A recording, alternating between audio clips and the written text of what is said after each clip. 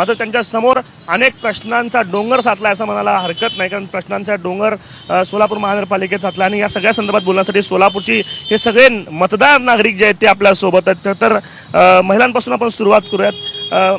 मावशी, खरं तर महापालिकेत अनेक अडचणी आहेत. काय काय अडचणी आहेत? पाण्याची काय समस्या आहे सोलापूरला? पहिले माझं नाव सांग. माझं नाव शशिकला शिवाजी वराडे. मी राहणार सलगर वस्ती सोलापूर.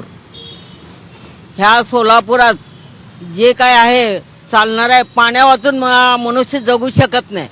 पण ह्या सोलापुरात 8 दिवसाला एकदा पाणी येते, तर या नागरिकांनी करावं काय आणि जगावं कसं?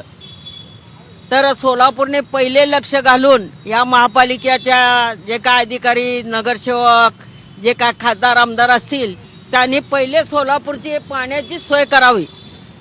जवळपास देश स्वतंत्र होऊन 75 वर्ष झालं. आता अनेक निवडणुका तुम्ही पण बघितल्या असतील महापालिकेच्या. दरवर्षी हेच आश्वासन असतं पाणी दररोज येईल म्हणून. हेच आहे. पूर्वी कसं होतं, सगळं विहिरी होत्या, हे होत्या, पाण्याचा अगदी काहीच मनुष्याला हे नव्हतं. पाण्यावरून सगळं व्यवस्थित होतं. पण आता काय, कुठं बोर आहेत तर कुठं बंद पडतात, कुठं हे नाही, पाणी नाही नळाला, तर जगायचं कसं माणसाने?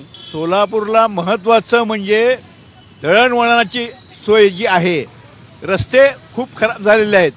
स्मार्ट सिटीच्या नावाखाली जे रस्ते उकरले, ड्रेनेज घातलं गेलं, परत ते रस्ते नीट बुजवले गेले नाहीत, व्यवस्थित केले गेले नाहीत. त्यामुळं सोलापूर धुळीचं राज्य झालेलं आहे. धुळखेड म्हणलं तरी सोलापूरला वावगं होणार नाही.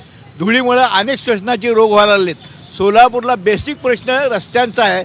सर्वात प्रथम मूलभूत गरजा ज्या आहेत, रस्ते, पाणी, लाईट, ह्या पूर्ण झाल्यानंतर निधी इतरत्र वळवावा.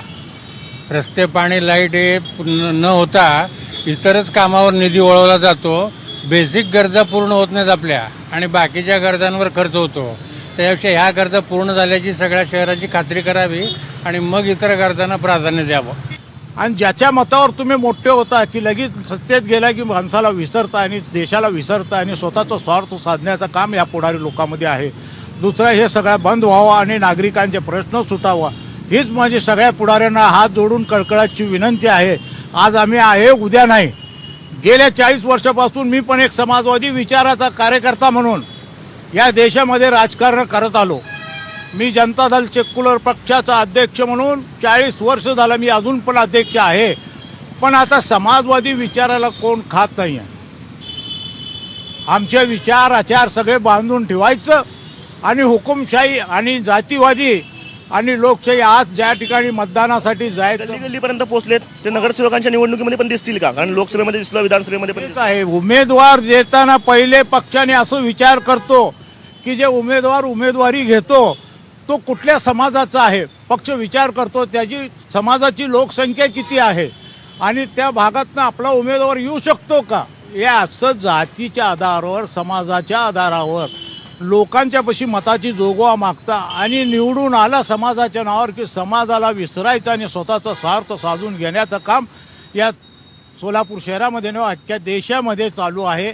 हे प्रथम जातीचा बंद केला पाहिजे. पडतंय हे सगळं. आता अजूनही जातीचं राजकारण सुरू आहे. लोकसभेमध्ये झालं, विधानसभेमध्ये झालं, महापालिका क्षेत्रात हे दिसेल असं. भारतीय जनता पक्ष, मला कुठल्या पक्षावर आरोप करायचा नाही, आल्यापासून त्यांचा एकच अजेंडा आहे, जाती जातीमध्ये भांडणं लावणे.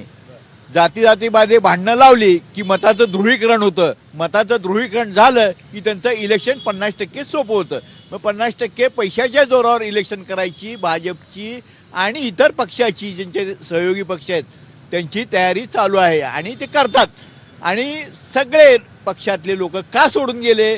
त्यांच्या संस्था आहेत, साखर कारखाने आहेत, त्यांचे बाकीचे उद्योग आहेत, इन्कम टॅक्स आहे, ईडी आहे, ह्या सगळे वाचण्यापासून सर्व पक्षाच्या ज्या मोदी सरकारने अजितदादांना नाव ठेवलं होतं की तुम्ही 70 कोटीचा घोटाळा केला, त्याला 6व्या दिवशी पक्षात घेऊन त्यांना उपमुख्यमंत्री केलं. ह्याच्यासारखं दुर्दैव भारताचं कुठलंच नाही. आणि या सर्वांचे सल्ले आहेत, सर्वांच्या अपेक्षा आहेत आणि सर्वसामान्य लोकांच्या या अपेक्षा जे भावी नगरसेवक म्हणून निवडणुकीमध्ये उभं राहण्यासाठी इच्छुक असलेत, या सर्वसामान्य लोकांचं त्यांनी ऐकावं आणि सोलापूरचा विकास करावा, एवढीच अपेक्षा या निमित्तानं आपण करूयात. कॅमेरा पर्सन आफताब शेगे, बीपी माझा, सोलापूर.